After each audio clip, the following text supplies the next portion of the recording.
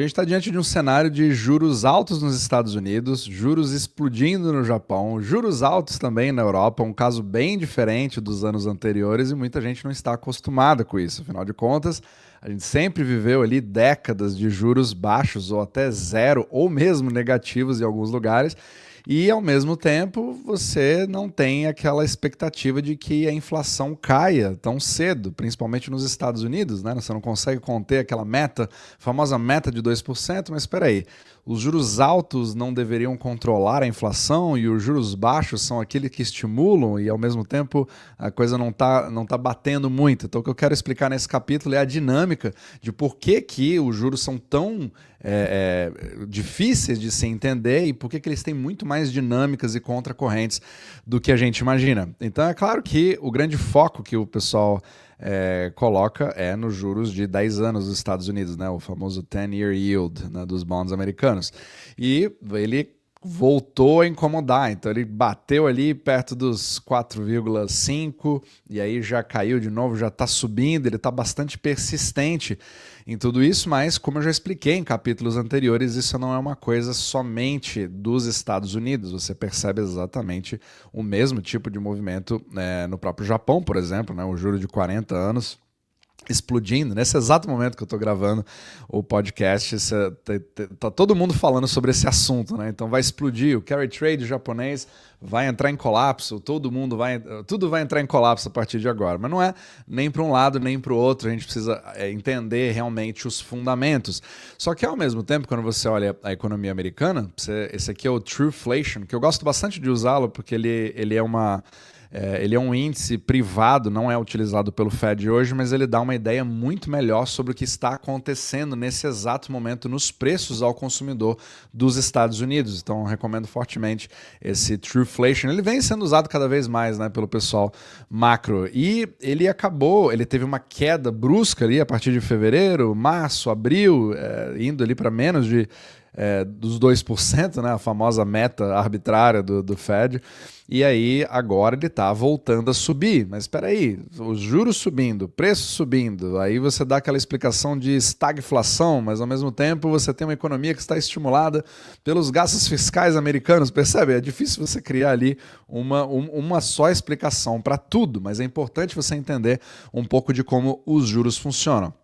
Então, primeiro, é importante a gente falar a seguinte coisa, a gente tem, pelo menos é assim que você aprende, que nós aprendemos que quando você tem o Fed dando o controle total, atribuindo a ele o controle da economia, quem sabe, né, quem acompanha esse podcast sabe que não é bem assim, pelo contrário, mas, em princípio, se ele sobe juros, nós temos uma economia superaquecida, ou preços, ou medo da inflação voltar com tudo, e você acaba subindo esses juros, ele desestimula o crédito, principalmente ali para carros, casas, etc. E aí vai meio que matando a demanda, vai inibindo essa demanda, o consumo vai caindo e aí a inflação vai caindo também. E aí você tem o contrário. Quando eu já subi demais, eu não quero criar nenhum tipo de depressão ou de recessão na economia, então eu vou voltar a estimular, cortando os juros, e agora todo mundo vai consumir normalmente porque o dinheiro está barato no mercado, fazendo com que a inflação volte porque tem mais pessoas consumindo.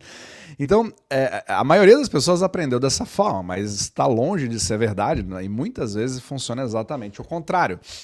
E isso envolve muito do gasto fiscal. Então, nós estamos hoje Primeiro que é importante a gente ver de alguns tipos de ótica diferentes. Então, um deles é em relação aos gastos fiscais.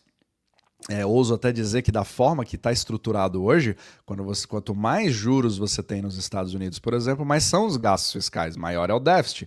Ou seja, e quando você tem um PIB dos Estados Unidos que veio sendo levado principalmente pelo déficit fiscal, você está estimulando esses gastos, porque você tem mais gastos feitos para pagar esses juros. O que vai realmente definir se isso vai ser inflacionário ou não é como esses juros vão ser usados pelos seus receptores, mas muitos deles colocam isso no mercado de ações, podem ser internacionais, fazendo carry trade, pode ser pessoas nos Estados Unidos que vão começar a gastar os seus lucros. Então você percebe que a impressora de dinheiro do fiscal, principalmente quando você paga ali os seus juros, ela vai depender também do que vai ser feito com isso, criando um grau de complexidade muito maior. mas em princípio, se você avalia pela lente da teoria do MMT, né, Modern Monetary Theory, que é a favor do fiscal, digamos assim, ele explica muito bem essa mecânica. Então, quanto mais você tem o gasto fiscal, mais você estimula, o que faz com que seja exatamente o contrário do que a gente pensa. Você acaba tendo um estímulo, só que baseado no governo, não pela parte privada. Então, é muito importante entender essa diferença de dinâmica. Agora, você pode olhar para um outro lado, que é o lado do colateral. Afinal de contas, os títulos, os bonds americanos são usados como colateral no resto do mundo, ou seja, você só pode expandir o crédito a partir do momento em que bancos apresentam uma caução, sendo os próprios bonds, que é o mercado que a gente chama de repo. Então, quanto mais você tem uma estabilidade dele, você tem mais liquidez, mais crédito gerado. Isso também dá uma pressão inflacionária. Agora, quando ele começa a despencar, você não tem muito essa vontade. Você está ali buscando segurança, liquidez, os juros despencam. E muitas vezes, os bancos que gostariam de fazer empréstimos, porque eles têm medo, receio do futuro, eles acabam estando na defensiva e não provém o crédito necessário. Ou seja, os juros caindo, muita gente pensando que, na verdade, todo o capital é barato, se o juro é zero, todo mundo tem dinheiro de graça, o capital é abundante, mas é exatamente o contrário. Significa que você está com receio de que algo aconteça. Então, o que vai definir não é o preço do dinheiro, entre aspas. O que vai definir é a aversão que aquela entidade ou bancária tem sobre o risco de ser pago de volta. O Jeff Snyder fala muito sobre essa parte. Então, acaba sendo, principalmente no caso dos Estados Unidos, a interpretação contrária do que nós, de fato, conhecemos. Isso, obviamente, cria uma série de confusões, né, em relação a como investir, porque, afinal de contas, vai crescer, não vai crescer, vai ter estímulo, não vai ter estímulo. Então, você tirar da equação o governo, por mais que você pode gostar de um governo maior ou menor, isso pouco importa, mas sem colocá-lo na sua análise de como funciona a mecânica monetária, você não consegue entender para onde as coisas vão. É por isso que é muito difícil você entender o que vai acontecer. Então, se hoje você tem investimentos, por exemplo, você não sabe muito se vale a pena investir nisso, se não vale, né? Se os Estados Unidos vão crescer, não vão crescer, se o fiscal vai conseguir, vai manter isso, né? Esse estímulo ao longo do tempo, você pode fazer uma revisão gratuita dos seus investimentos escaneando esse QR Code abaixo, onde você vai falar com a nossa equipe. Agora, para entender bem essa mecânica monetária, ver se isso é uma coisa que, como que isso vai afetar de fato os seus investimentos, é crucial que você entenda de fato como que tudo isso funciona. Você pode clicar no link abaixo, tornando-se membro aqui no próprio YouTube ou no botão Seja Membro aqui. Eu também faço vários artigos gratuitos, etc., onde você pode ver um pouco melhor do pensamento no Substack. Todos os links estão na descrição abaixo. Então, é muito interessante você ver essa dinâmica que nós estamos vendo agora, porque quando a narrativa ela bate, aí você dá todo aquele crédito ao Fed, falando sobre a meta dos 2%, etc., e isso explica muito da incerteza que o próprio Fed tem. Só que ele precisa manter tudo isso vivo, porque, afinal de contas, o Fed ele não consegue controlar a curva de juros de 10 anos, de 20 anos, de 30 anos. Quanto mais distante ela fica, mais difícil é de você fazer qualquer tipo de previsão em relação ao que vai acontecer e muito menos ter o controle sobre isso. Então o Fed ele sempre foi reativo do que, de fato, proativo. Então ele sempre segue o que a curva faz e a curva não para de subir. Então fica muito difícil, apesar de todas as pressões, etc., né, que o Trump vem fazendo em cima do Jerome Powell, de fazer esse corte, porque ele tem lá o mandato duplo dele, porque ele precisa proteger os preços e, ao mesmo tempo, o emprego. E agora o grande medo dele é que o desemprego suba, mas aí fica aquela questão da inflação.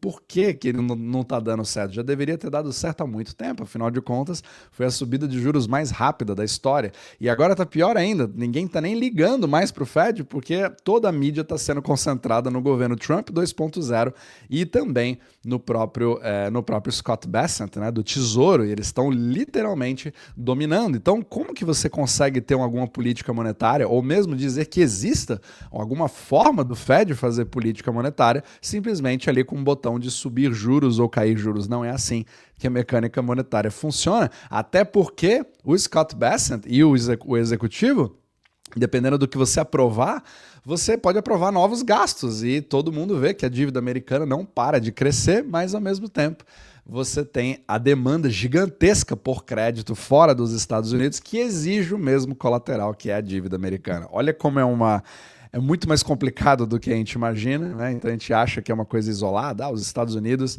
estão ali num berço ali onde eles podem fazer o que eles bem quiserem. É claro que existe responsabilidade, tem uma série de problemas na economia real, está cada vez pior e muitos já consideram recessão, quando alguns meses atrás se falava do famoso soft landing, hoje você não ouve mais essa palavra, então você cria uma mega confusão, ninguém sabe como interpretar. Por isso que é importante você separar o que as notícias falam, porque cada hora é uma notícia nova de alguma coisa acontecendo e você cria aquela imagem na sua cabeça. É por isso que eu quero dar cada vez mais ferramentas para que você entenda bem como que a dinâmica de fato dos juros ocorre, e ela pode ser muito diferente do que todos nós imaginamos.